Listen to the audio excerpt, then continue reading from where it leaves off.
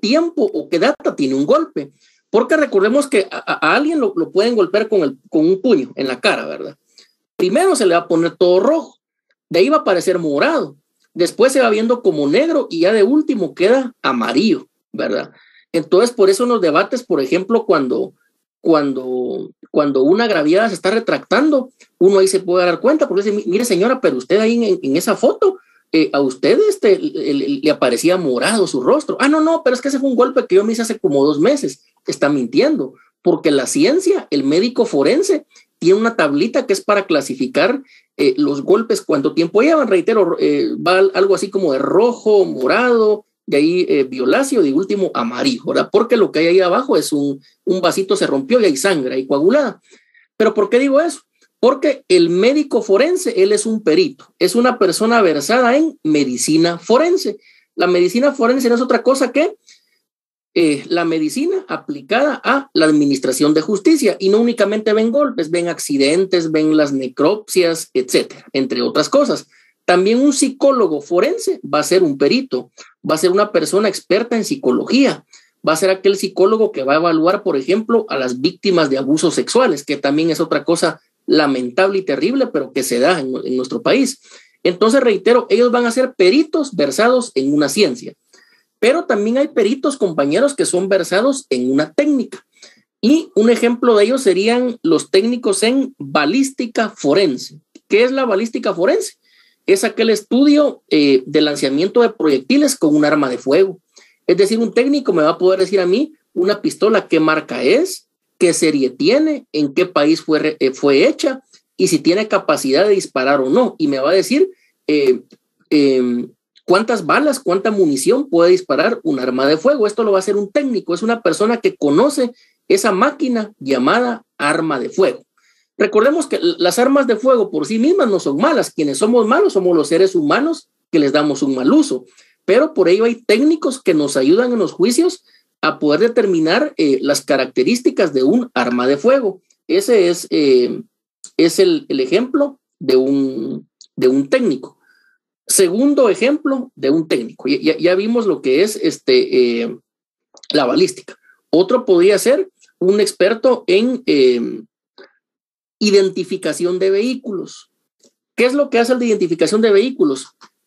Él va a identificar el motor, el chasis, el número de VIN, en qué parte del automóvil están escondidos esos números de fabricación. Él va a poder determinar la marca, el año, si el vehículo fue alterado, si el número de motor está alterado, si la pared de fuego se la cambiaron, si el vehículo fue robado, por ejemplo, en Honduras, se lo trajeron para Guatemala y le borraron el número, pero tiene otros números escondidos cada carro. Él va a determinar si el vehículo ha sufrido o no alteraciones. Él en este caso es un técnico en identificación de vehículos, es un perito experto en una técnica y especialista en un arte. Les soy sincero, ahí sí, en un juicio mío no he visto, pero sí he sabido, por ejemplo, aquellos que van a analizar las pinturas o las esculturas. Ellos realmente son artistas, pero que ese talento, ese don que tienen, lo ponen al servicio de la justicia. Por ejemplo, los que roban monumentos en las iglesias o que van a robar esculturas a los museos, eso el perito que lo va a analizar, su estructura va a ser un artista, puede ser un escultor, puede ser un pintor, etcétera. En este caso, el perito sería experto en un arte. Acá lo importante es que, tal y como lo dijeron ustedes, el perito siempre va a ser experto, va a ser profesional en algo, en una ciencia, en una técnica o en un arte, que les acabo de poner ejemplos de cada uno de ellos. Entonces, vamos a continuar. Entonces, vean, primero es la prueba pericial, la prueba de peritos. Ya les expliqué qué es un perito y qué hace un perito.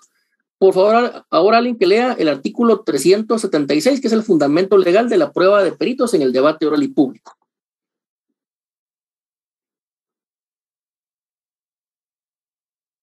Artículo 376. Peritos. El presidente hará leer las conclusiones de los dictámenes presentados por los peritos. Si estos hubieran sido citados, responderán directamente a las preguntas que les formulen las partes, sus abogados o consultores técnicos y los miembros del tribunal, en ese orden y comenzando por quienes ofrecieron el medio de prueba. Si resultare conveniente, el tribunal podrá disponer que los peritos presencien los actos del debate. Estas disposiciones son aplicables en lo pertinente a los intérpretes. Bueno, entonces acá este artículo nos está explicando la manera en la cual se va a producir la prueba pericial en un debate, la manera de diligenciar la prueba pericial en un debate. Y vemos que el primer punto, ¿cuál es? Que el perito va a leer las conclusiones de sus dictámenes. Algo que se me olvidó mencionarles, compañeros, el perito siempre va a redactar un dictamen y ese dictamen va a tener conclusiones. El médico forense, por ejemplo, va a concluir si la persona murió ahorcado o murió quemado, ¿verdad? El técnico, por ejemplo, en balística, él va a concluir si el arma de fuego está en capacidad de disparar o si está sin capacidad de disparar. El perito experto en un arte, él va a determinar si la imagen que se robaron en el museo es genuina o es una imitación. Entonces, siempre él va a redactar un dictamen, siempre, si no, no es perito. Y lo primero que va a hacer es que él va a leer las conclusiones de su dictamen, siempre, eso es lo que van a hacer. Y después de leer las conclusiones, entonces sí, van a responder las preguntas de las partes. ¿Cómo se le llama esto en otros artículos? Se le llama examinar y contraexaminar, o se le llama interrogatorio o contrainterrogatorio, que no es más que le formulen preguntas y que él las conteste. Le van a decir, mire, señor perito médico forense, ese golpe que usted encontró en la señorita, ¿de qué tiempo más o menos es?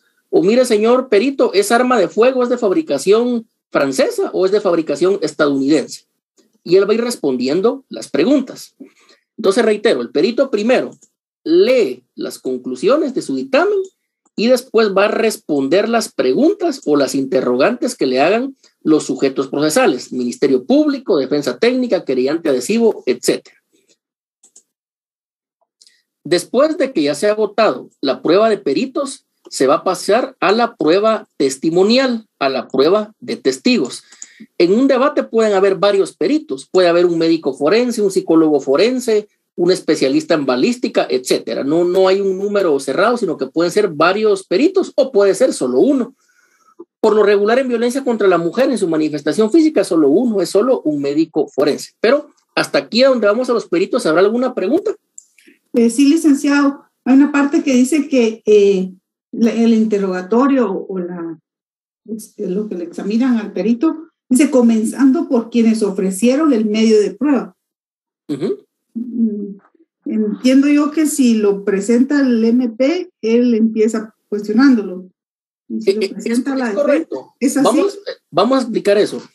Recordemos que en la audiencia de ofrecimiento de pruebas, el juez va a aceptar alguna prueba y va a rechazar otra para su diligenciamiento. Entonces, por ejemplo, si fue el Ministerio Público el que propuso al perito médico forense y el juez lo aceptó en el ofrecimiento de prueba, en el debate, quien va a iniciar a hacerle preguntas es quien lo ofreció. En este caso, el Ministerio Público primero y después la defensa técnica.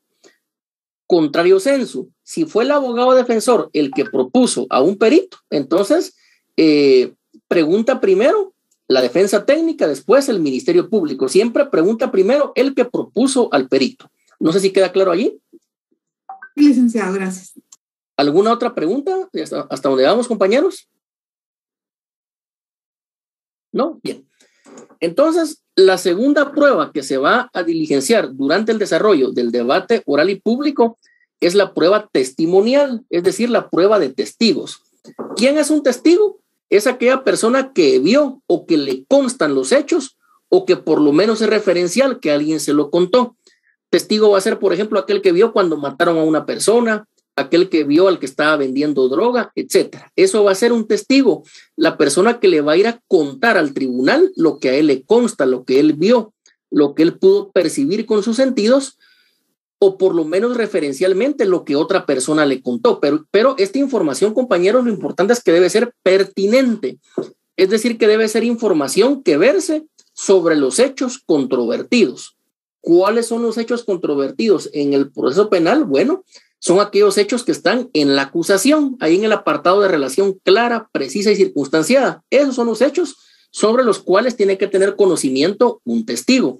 Entonces, en segundo lugar, Después de la prueba de peritos, lo que se va a diligenciar durante el desarrollo del debate oral y público va a ser la prueba de carácter testimonial, la prueba de testigos. ¿Alguien que lea el artículo 377 que está en pantalla, por favor? Artículo 377. Testigos. Inmediatamente el presidente procederá a llamar a los testigos, uno a uno. Comenzará con los que hubiere ofrecido el Ministerio Público. Continuará con los propuestos por los demás actores y concluirá con los del acusado y los del tercero civilmente demandado. El presidente, sin embargo, podrá alterar este orden cuando así lo considere conveniente para el mejor esclarecimiento de los hechos. Antes de declarar, los testigos no podrán comunicarse entre sí ni con otras personas, ni ver, oír o ser informados de lo que ocurra en el debate. Después de hacerlo, el presidente dispondrá si continúan en antesala. Si fuera imprescindible, el presidente podrá autorizar a los testigos a presenciar actos del debate. Se podrán llevar a cabo careos entre testigos o entre el testigo y el acusado o reconstrucciones. Bien, entonces esta es la prueba de testigos. Acá, el presidente del tribunal va a llamar uno a uno a cada testigo, ¿verdad? Principiando por los que propuso el Ministerio Público, después por los que propuso la defensa, los que propuso el tercero civilmente demandado, etcétera. Va a ser en ese orden. Y de la misma manera que en la prueba pericial, el primero que va a preguntar es el que lo propuso. Es decir, si usted como abogado defensor propuso al testigo, usted pregunta primero. Si fue el Ministerio Público el que lo propuso, el Ministerio Público pregunta primero. Las preguntas tienen que versar exactamente sobre los hechos descritos en la acusación y no sobre otras cosas, ¿verdad? Debe ser un interrogatorio pertinente.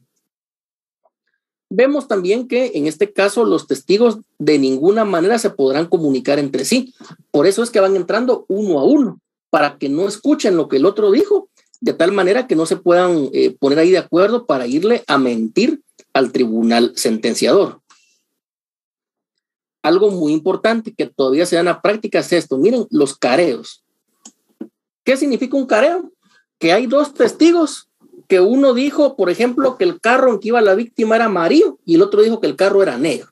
Bueno, entonces vamos a hacer el careo, lo vamos a poner frente a frente y ahí que se descubra la verdad, que se vea quién es el que está mintiendo. Eso es un careo, que estén frente a frente los testigos y de esa manera que se pueda descubrir la verdad histórica o la verdad material. Entonces, reitero, esto es en cuanto a la prueba de testigos. Nótese que acá le llama este artículo el 378, examen de testigos y peritos. Y acá lo que da es el orden, ¿verdad? Que primero se le va a identificar con su nombre y su DPI y posteriormente él ya va a leer las conclusiones y posteriormente se le van a hacer preguntas. Este artículo es un resumen de lo que venimos hablando.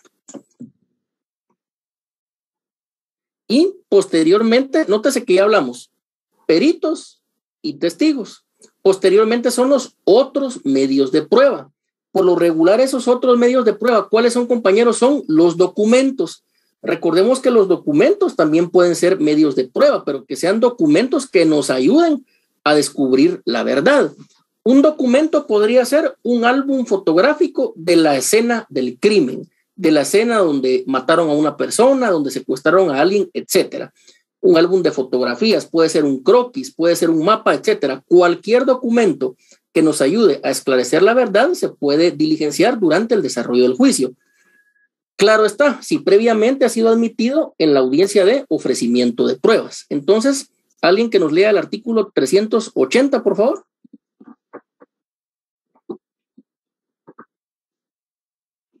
Artículo 380.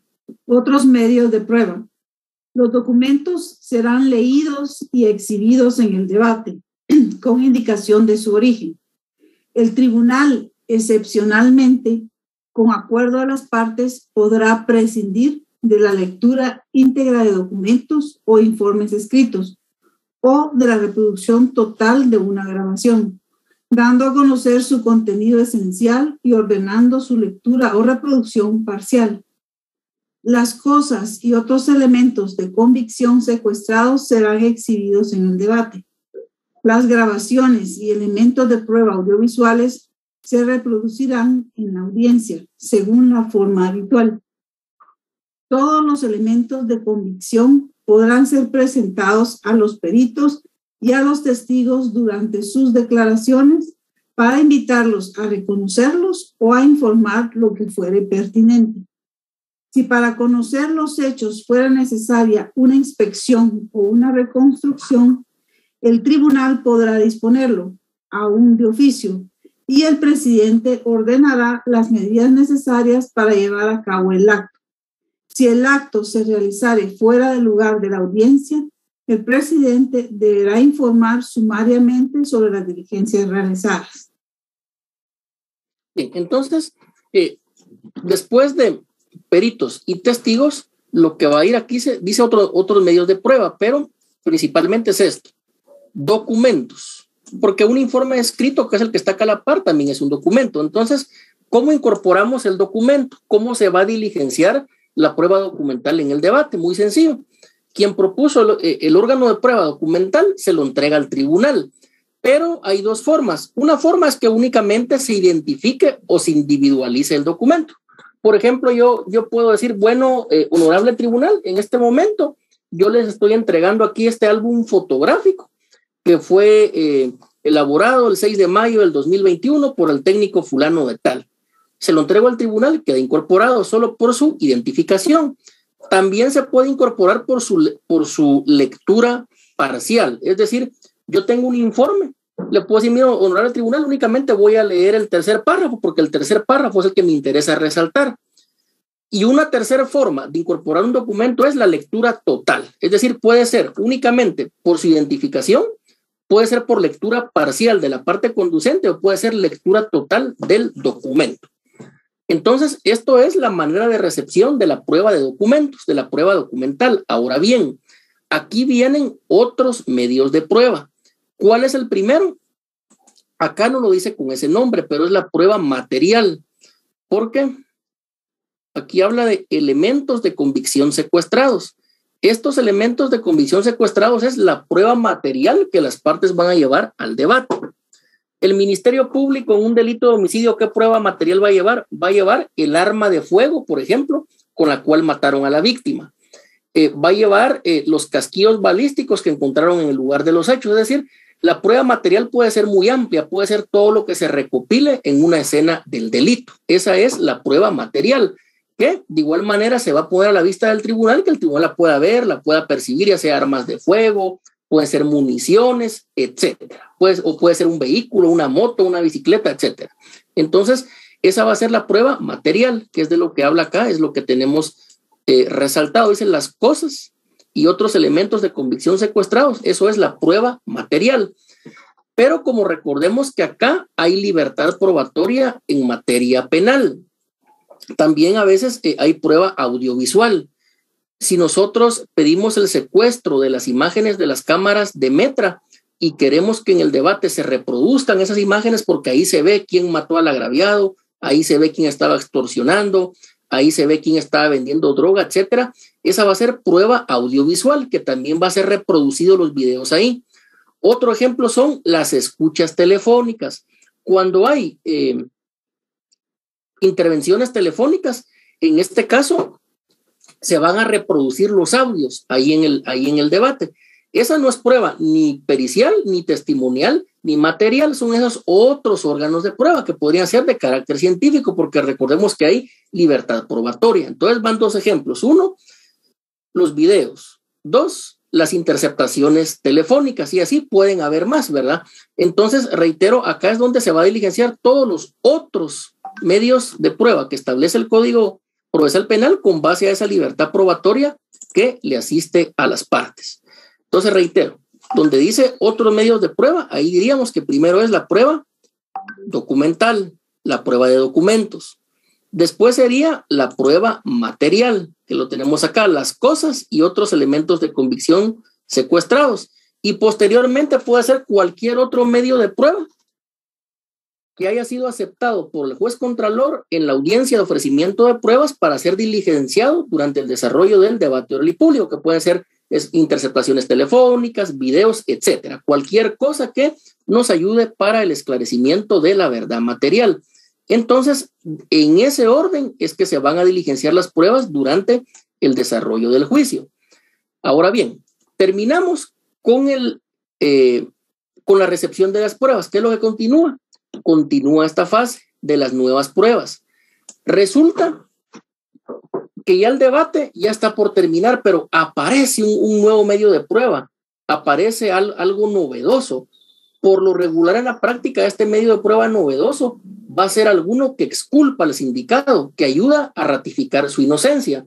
Entonces va acá en las nuevas pruebas, ellos lo van a proponer. ¿Cómo se lleva hasta a cabo en la práctica? El tribunal indica, bueno, ya terminamos de diligenciar la prueba. Ahora se pregunta, ¿algún sujeto procesal tiene nuevos medios de prueba que presentar?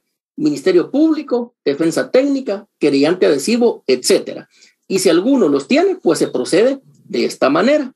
Se procede según el artículo 381 del Código Procesal Penal, que es el fundamento legal de la prueba nueva. Por favor, alguien que lo lea.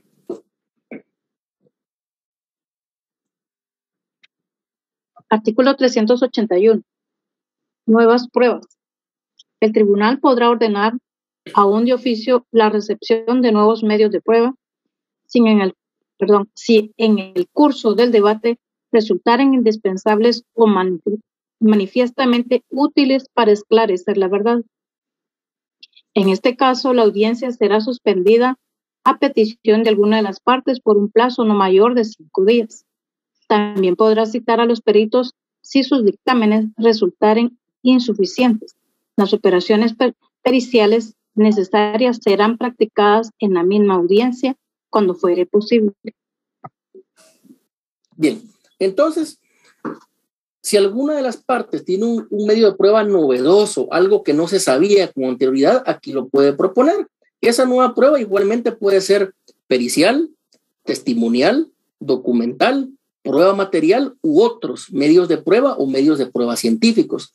Lo importante, compañeros, es que estos nuevos medios de prueba hay que demostrarle al tribunal que son útiles para el esclarecimiento de la verdad, que han sido obtenidos legalmente y sobre todo que son pertinentes. Es decir, que guardan congruencia, que guardan relación con los hechos descritos en la acusación. Entonces, reitero, la nueva prueba se le pregunta a las partes si tienen o no nuevos medios de prueba que ofrecer. Por lo regular, yo diría que en un 95% de los debates no hay nuevos medios de prueba. Esto es muy excepcional, pero sí se puede dar. Entonces, ya que se ha recibido, que se ha diligenciado todos los medios de prueba, tanto los que fueron ofrecidos oportunamente como la nueva prueba, ¿qué es lo que sigue? Bueno, ya va a seguir la discusión final y la clausura del debate. Acá tenemos la respuesta. En el artículo 382, acá vean, dice, terminada la recepción de las pruebas. Es decir, ya se terminó, en este caso, de diligenciar todos los órganos de prueba. Entonces, ¿qué es lo que sigue? Lo que sigue acá es la fase de las conclusiones. Fíjense que en el debate, así como hay alegatos de apertura, que son aquellos alegatos introductorios, que es la primera oportunidad en las cuales las partes se dirigen al tribunal, también en este caso van a haber conclusiones. Algunos les llaman alegatos conclusivos, alegatos de cierre, etcétera. En las conclusiones del debate va a ser aquellas proposiciones, aquellas tesis que sustentan las partes y que van a intentar convencer al tribunal.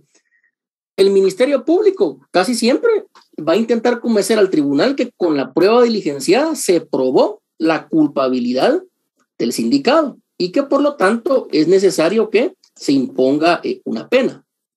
Mientras que la defensa técnica va a intentar demostrar al tribunal que no hay prueba suficiente y que por lo tanto no se puede dictar una sentencia de carácter condenatorio. Entonces, el fundamento es este. Ven, aquí dice para que emitan sus conclusiones.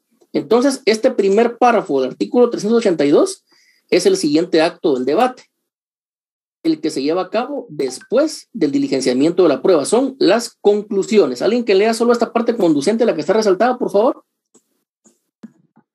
Artículo 382. Discusión final y clausura.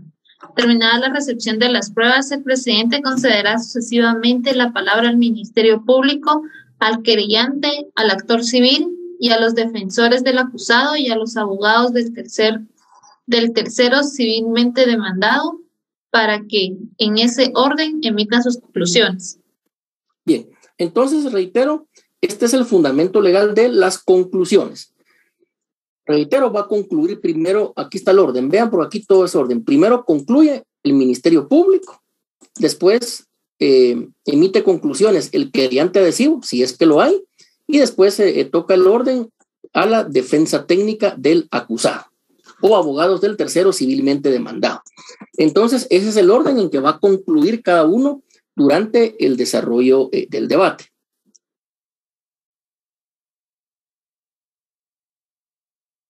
Y posteriormente a las conclusiones lo que sigue son las réplicas. El fundamento es este, vean lo que dice el artículo. Solo el Ministerio Público y el defensor del acusado podrán replicar. Corresponderá al segundo la última palabra. La réplica se deberá limitar a la refutación de los argumentos adversos que antes no hubieran sido objeto del informe. Entonces vean, replicar es esto, es refutar. Es decir, que diga la defensa, mire, señor juez presidente o honorable tribunal, el Ministerio Público concluyó en tal cosa, pero eso no es cierto, y es una refutación, eso es replicar. De igual manera, el Ministerio Público puede refutar o puede replicar las conclusiones que ha dado la contraparte. Entonces, después de las conclusiones, sigue la réplica. Entonces, vean, en esta fase de discusión final y clausura hay dos actos. El primer acto, ¿cuál es? Las conclusiones. El segundo acto, ¿cuál es? Las réplicas. Está acá. Y después de que ya han concluido y han replicado, ¿qué es lo que falta? Bueno, es darle la palabra, la última oportunidad que van a tener los sujetos procesales de poder hablar. Y es este. Por favor, alguien que lea este último párrafo del artículo 382, que es el último acto del debate, por favor. Si estuviere presente el agraviado que denunció el hecho, se le concederá la palabra, si desea exponer. Por último, el presidente preguntará al acusado si tiene algo más que manifestar, concediéndole la palabra y cerrará el debate. Bien, entonces, el último acto, ¿cuál es? Primero, que se le da la palabra al agraviado, a la víctima, al que ha sufrido las consecuencias del delito. Y al último, que se le da la palabra por si tiene algo que manifestar, va a ser al acusado. Esta es la última oportunidad que tiene el acusado de dirigirse al tribunal. Entonces, ese orden de cierre del debate, compañeros, ese orden de discusión final y clausura, lo reitero, va así. Número 1, conclusiones. Número 2, réplicas. Número 3, se le concede la palabra al agraviado. Y número 4, se le concede la palabra al acusado. Y aquí va a terminar el debate con el último acto, que va a ser este: la clausura o el cierre del debate. Quien declara clausurado o cerrado el debate va a ser el juez presidente del tribunal o bien el juez unipersonal. Ahí dice el juez, bueno, se declara la clausura del debate, el tribunal se retira a deliberar previo a dictar sentencia.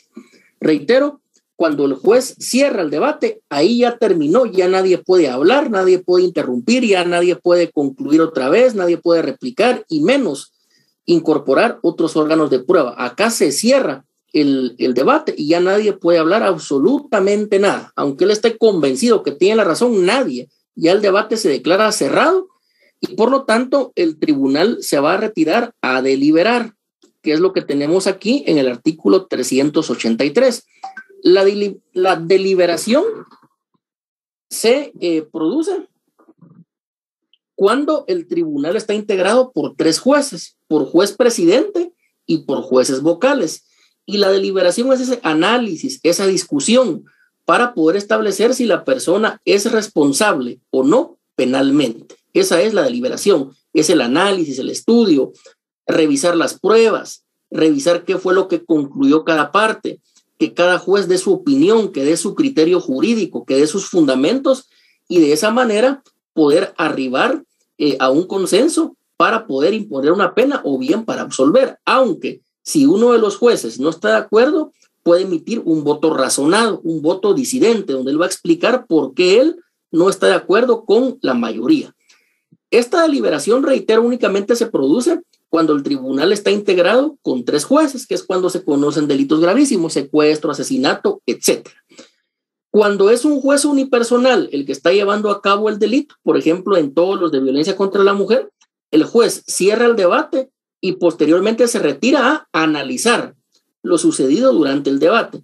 No se retira a deliberar porque ni modo que va a deliberar con él mismo, ¿verdad? Con su conciencia. Eso no se puede, ¿verdad? Él se va a retirar a analizar lo sucedido durante el desarrollo del juicio. Entonces, reitero, deliberación es cuando el tribunal lo integran 3 jueces y análisis es cuando únicamente es un juicio conocido unipersonalmente por un juez de sentencia. Entonces, el fundamento de la deliberación, como ese siguiente acto del debate que únicamente lo practican los jueces, está acá en el artículo 383 del Código Procesal Penal. Por favor, alguien que lo lea aquí en su primera parte.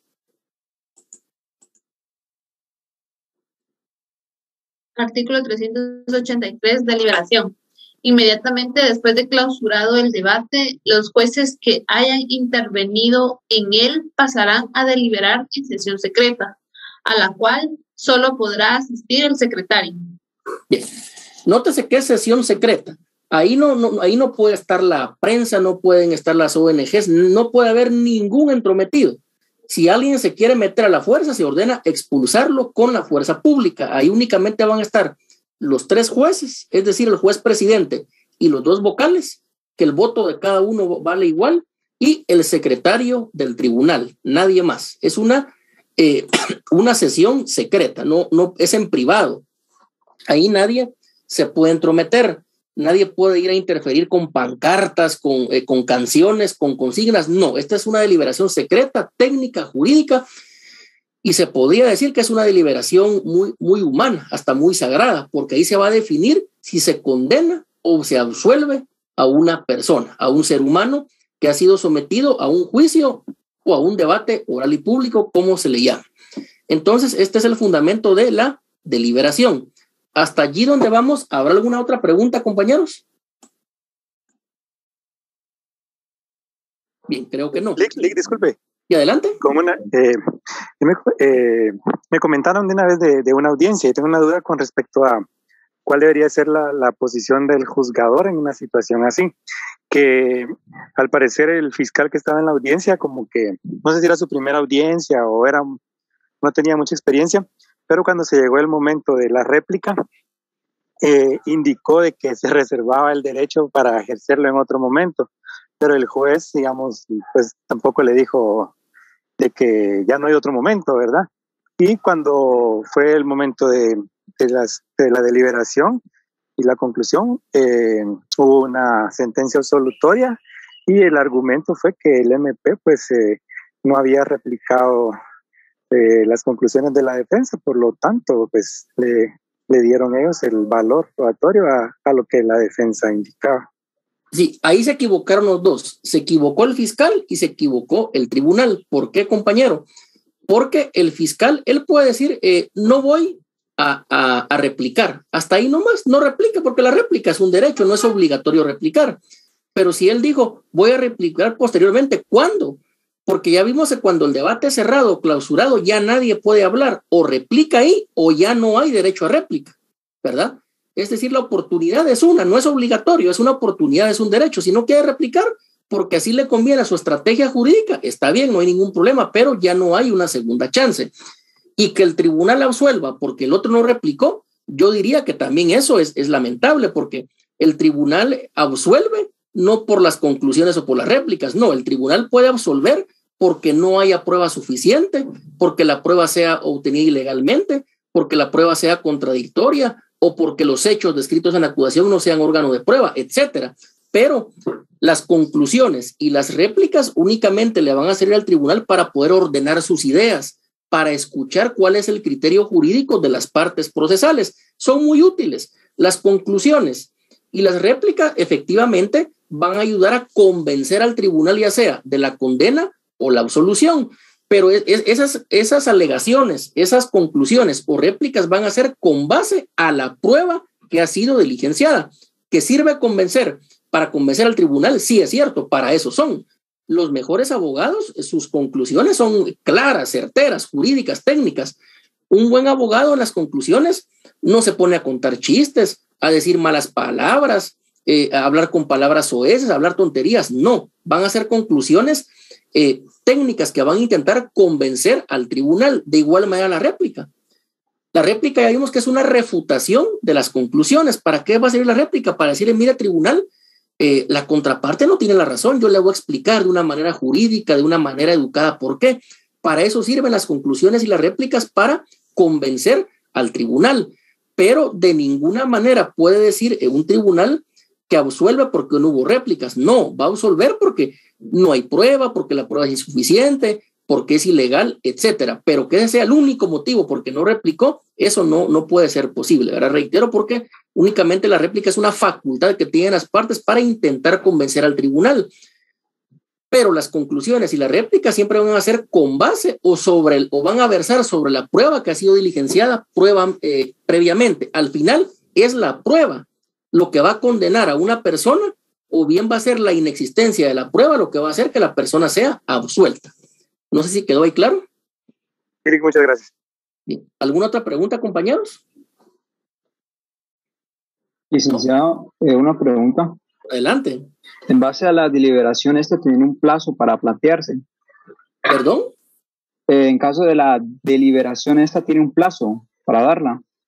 No, fíjense que la deliberación puede ser de 1 hora, de 2 horas. Hay deliberaciones que tardan todo el día y la sentencia se va a dictar hasta la madrugada.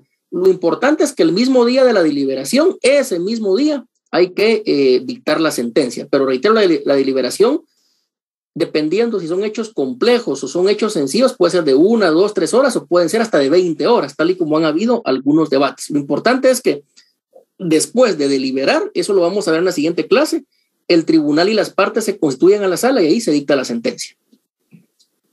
Licenciado, disculpe. Adelante, Isaías. O sea que cuando se termina la última fase del debate, es inmediatamente que dan la sentencia. Sí, el tribunal sale a deliberar y entra a dictar la sentencia a la sala. O sea, lo voy a apuntar. Muchas gracias, licenciado. Bien. Hay una pregunta en el chat. Acá indica Ana Elizabeth. ¿Podría volver a mencionar sobre quién emite el análisis? El juez unipersonal mencionó otro, no me quedó claro, por favor. Bueno, esta es la respuesta. Se retira a deliberar el tribunal cuando es integrado por 3 jueces, pero cuando es un juez unipersonal el que va a dictar la sentencia, se va a retirar, pero a analizar todo lo que ha sucedido durante el desarrollo del debate. Como es un solo juez, se retira, se va a su despacho, va a analizar toda la prueba, va a analizar las conclusiones, va a analizar todo lo que sucedió durante el desarrollo del juicio para poder dictar una sentencia, ya sea condenatoria o bien absolutoria. ¿Alguna otra pregunta, compañeros? ¿No? Bueno, entonces únicamente un anuncio. En la siguiente clase, obviamente, vamos a ver qué es lo que pasa después de la deliberación, ya cuando regresa al tribunal y dicta la sentencia. Vamos a explicar por qué a veces absuelve, por qué a veces condena. Vamos a explicar ya lo último. Únicamente el anuncio es este. Me han preguntado cuándo va a ser el examen extemporáneo del segundo parcial. Es decir, para los que no se pudieron examinar el segundo parcial, la respuesta es esta. El extemporáneo del segundo parcial va a ser el jueves 12 de mayo. Reitero, jueves 12 de mayo, y para no perjudicar a nadie, porque sé que algunos trabajan, algunos van en el bus, etcétera, lo vamos a poner a partir de las 8 de la noche. Entonces, reitero, el examen extemporáneo del segundo parcial va a ser el jueves 12 de mayo a las 8 de la noche, a las 20 horas. Entonces, va a ser de hoy en 8 a las 20 horas. Esa sería la respuesta. En cuanto al extemporáneo, siempre lo voy a poner yo ahí en el chat. Algunos que han tenido problema con las notas, no se preocupen, ya estamos revisando eso. Al final a todo mundo le va a aparecer ahí sin notas de los que enviaron el examen, por supuesto. Entonces, terminamos la clase de hoy, compañeros. Que tengan todos una buena tarde. Éxitos. Gracias, licenciado. Gracias, licenciado. Gracias. Gracias, licenciado. Feliz noche. Feliz tarde. Feliz tarde.